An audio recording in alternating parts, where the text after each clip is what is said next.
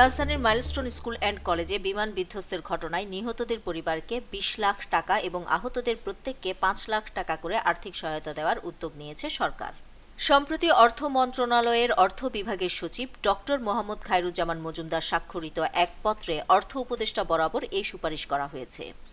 মন্ত্রণালয় সূত্রে জানা গেছে, উত্তরা দিয়াবাড়ির ওই শিক্ষা প্রতিষ্ঠানে বাংলাদেশ বিমান বাহিনীর প্রশিক্ষণ যুদ্ধ বিমান বিধ্বস্তের ঘটনায় হতাহতদের পরিবারকে ক্ষতিপূরণ বাবদ এই অর্থ দেওয়ার অনুরোধ জানিয়েছে মাধ্যমিক ও উচ্চশিক্ষা বিভাগ।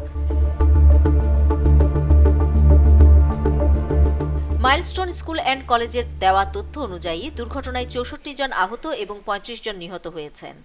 গত ২১ জুলাই ২০২৫ তারিখে দিয়াবাড়িতে মাইলস্টোন স্কুল অ্যান্ড কলেজের ওপর আকস্মিকভাবে বিমান বাহিনীর একটি প্রশিক্ষণ যুদ্ধ বিমান বিধ্বস্ত হয়।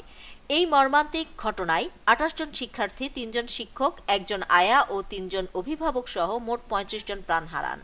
এছাড়া আহত ও মুমূর্ষু অবস্থায় ৫৮ জনের বেশি মানুষ বিভিন্ন হাসপাতালে চিকিৎসা নেন। হতাহতদের ক্ষতিপূরণ ও চিকিৎসা সহায়তা দেওয়ার বিষয়ে গত ২ ডিসেম্বর ২০২৫ তারিখে পরিবেশ, বন ও জলবায়ু পরিবর্তন মন্ত্রণালয়ের উপদেষ্টার সভাপতিত্বে একটি সভা অনুষ্ঠিত হয়। সভায় শিক্ষা মন্ত্রণালয়ের উপদেষ্টা, অর্থ সচিব, স্বাস্থ্য ও পরিবার কল্যাণ মন্ত্রণালয়ের প্রধান উপদেষ্টার বিশেষ সহকারী এবং বিমান বাহিনীর এয়ার কমোডোর উপস্থিত ছিলেন।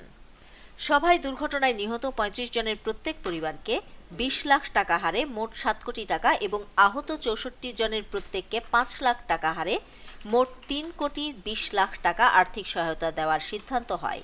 সব মিলিয়ে এই সহায়তা বাবদ মোট ১০ কোটি ২০ লাখ টাকার প্রয়োজন হবে বলে সুপারিশে উল্লেখ করা হয়েছে।